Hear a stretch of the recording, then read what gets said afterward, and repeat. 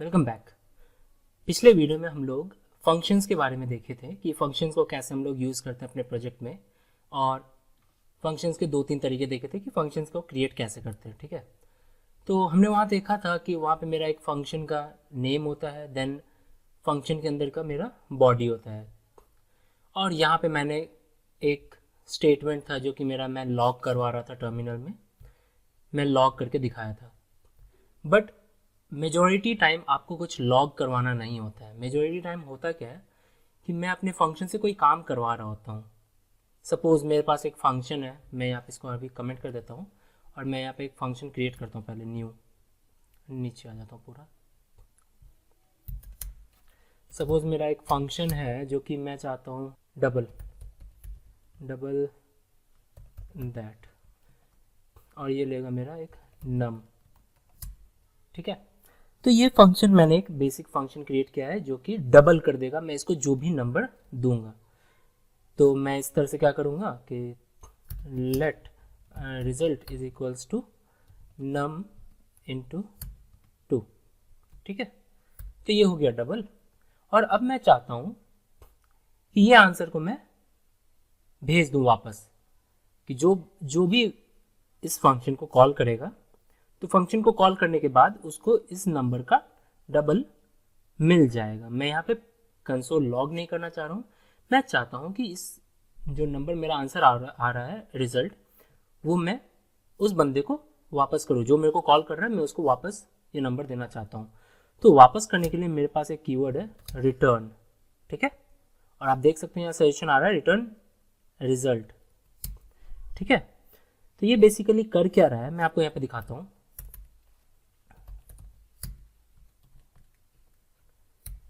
तो इस तरह से अगर मैं कुछ लिखता हूँ तो ये कुछ काम नहीं कर रहा है। ये बेसिकली कर क्या रहा है कि यहाँ पे डबल को कॉल तो कर रहा है, पर जो मैं नंबर भेज रहा हूँ वो यहाँ पे डबल कर रहा है उसके साथ, और उसको रिजल्ट को रिटर्न भी कर दे रहा है। बट रिटर्न कर तो रहा है पर यहाँ पे कोई एक्सेप्ट करने वाला नहीं है। तो पहले इसको देखिए आउटपुट क्या आता है। ठीक है, कुछ भी नहीं आया।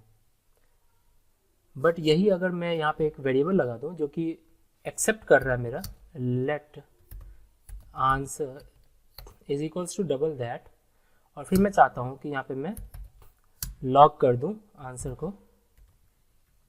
अब देखिए ये क्या हो रहा है। ठीक है, तो आप देख सकते हैं यहाँ पे मेरे को आउटपुट मिला है 4।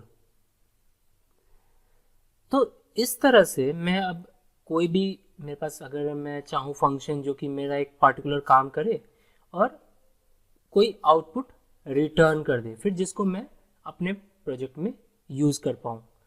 ठीक है, तो इस तरह से आप रिटर्न कीवर्ड को वहाँ पे यूज़ कर सकते हैं। तो बेसिकली इस वीडियो का मेन मोटिव था कि मैं कैसे रिटर्न को यूज़ कर सकता हूँ अपने प्रोजेक्ट में, वो चीज़ देखना था। और जनरली ये मैं फंक्शंस के साथ करता हूँ। ठीक है, जनरली नहीं, ये फंक्शंस के साथ रिटर्न आप यूज़ करते हैं। सपोज मैं एक डबल डैट का जो मेरा फंक्शन है ये मैं क्रिएट करता हूँ एरो फंक्शन। ठीक है,